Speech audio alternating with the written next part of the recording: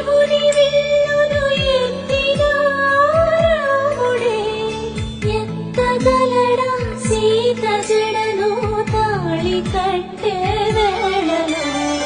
రామ చక్కని సీత